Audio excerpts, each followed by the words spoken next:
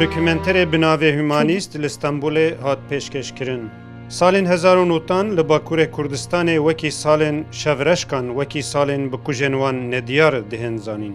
Li gorî raporên rêkxistinên çavderiyê yên mafên mirovan, 17,000 bûyerên bikujên wan nediyar di van salan de pêk hatine. Ji sedê nûtê van bûyerên bikujên wan nediyar li bajar û navçeyên Bakurê Kurdistanê rûdane. Rojnamevan, siyasetmedar, parêzer, bijîşk, endezyar û mamosta bi hezaran niştimanperwerên Kurd ji aliyên hêzên tarî yên dewletê ve di van salan de hatin kuştin, an jî hatin bêserûşûnkirin. Gel annem gel korkor olur. Dokümenterê bi navê Humanîst jî li ser jiyana parêzer Şewket Ep Özdemîr e ku ew di 25 Novembera 1993 de li Bidlîsê ji ber deriyê Malawî hat revandin. Roja paştir cesedê wî li devê rêya di nêvbeyna Mûşew Bidlîsê de hat dîtin. Heya niha jî bikujên wî nediyarin. Yani ji bo navî parêzertiye hinek jî ji bo wî bijart. Yani ji bo welat bil Kurdistanê bil welatê xwe bil nav xelkê xwe de bî. Humanîst Şewket Ep Özdemîr bi xwe ye. Siyasetmedar û nivîskar jî di nav de beşdariyeke gelek hêja bû pêşandana dokümentera bi navê Humanîst pêk hat. Gerek em dest bavêjine film. Yani gerek em hatta yani em bimrin yani em istiklala xwe hilînin. Ne wisa? Durust.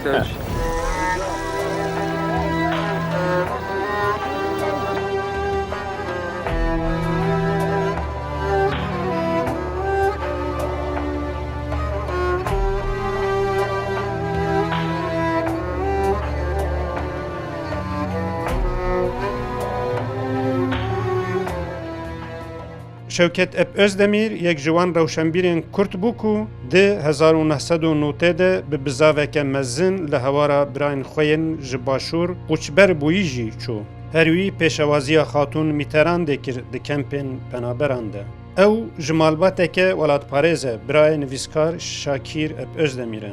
Cihê dilxweşiye ku gelek Kurdên Stenbolê beşdarî li pêşandana dokümenter filîma li ser jiyana Şewket Ep Özdemîr kirin. İşev min tiştekî bi çavê xwe dît ku ev qerebalxa ew kesên ku îro hatin rewşenbîr û nivîskar û siyasetmedar û wêjenas û gelek kes îro hatin. Min îro bi çavê xwe dît ku heke mirov tiştekî ji bo miletê xwe ji bo gelê xwe bike, miletê te gelê te pêşwazî dike te hembêz dike. Min vî tiştî bi çavê xwe dît ez gelek şad bûm îro bahatina ew qas kes ku êdî me nekarî di salonê de cî ji însana re bînin. Ev ya min gelek şad kir ku di pêşerojê de lazim e ku ez gelek kar û barên wiha hêbêtir bi coşeke mezin bi eşqeke mezin bikim. Bu topraklarda hiçbir şeyin faili meçhul kalmaması lazım.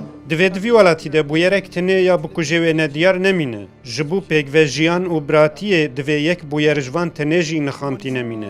Ger mirovek hindem humanîst mirovdost ji beriya 25 salan bi vê rengî hatî bikuştin û heya niha jî bikujên wî nediyar bin, ev tiştek pir xirab e. Divê yek tenê jî ji van bûyerên bikujên wan nediyar bi vî awayî nixamtî nemînin, an pir zehmet e aştî û aramî di welatê me de pêk bê. Ew parêzer Şevket Ep Özdemir xalûxazîtî navbera me de heye. Şevket insanekî humanîst bû. Çawa ku belge filmê de qise dike. Şevket insanê xwe, milletê xwe hez dikir. Ser vê dokümanterê aslında tiştekî mirov zêde bike tune.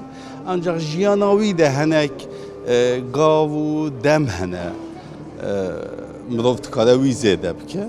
Babam Şevket Ep Özdemir'den aldığım en önemli şey şuydu. Bavê min Şewket Ep Özdemîr tişta ku herî giring ez jî wî fêr bûm ev bûm. Digot divê hûn ferq û vedanên nexin nava dîn, millet, nîjat û cenderan de. Digot divê her tim hûn tagirê mezlûm û bêkesa bin. Bavê min ev kir. Ev da nifşê me em jî dê vê bû nifşên dûvxwe û zarokên xwe bihêlin. Ew mirovek xudan erk û xudan misyon bû. Zana û heskiriyê Kurdistanê bû. Rewşenbîrek yê bi şiûra neteweyî hatibû strandin. Yaşadığını göstermekti. و استانبول براستی مجاری دی که استانبول و باجاری کرده تخمین نکرده پشتی شهر کل روجابا دست بکریه و ها قربالغ کشیبی قربالغ که گلک واش چیبی شرکت براستی یعنی چه واکود بیشن جوی زیده نه کمتره تد belge filmi de değil ki Şevket şu bu havara rayxoy başlıyor. İşte ki Şevket bu her gabdı gota hatta o nemrin o nikarin bir şey. Jiyan demirin edeye adı duayı Şevket ve gota. Gota eğer kumru bebeş millete xora hizmeti bike ne havce kumru yani akademiskene ki bilin bir kariyer bike falan bike bevam bike herkes hali xada eğer bir karbi ve ki muma xwa بشاوتینه و دورو بری خورونی بکه اواد کاری خدمتک خلق خوره Cihê dilxweşiyê ku gelek Kurdên Stenbolê beşdarî li pêşandana dokûmenter fîlma li ser jiyana Şewket Ep Özdemirî kirin. Mihemed Sanrı, Kurdistan TV, İstanbul.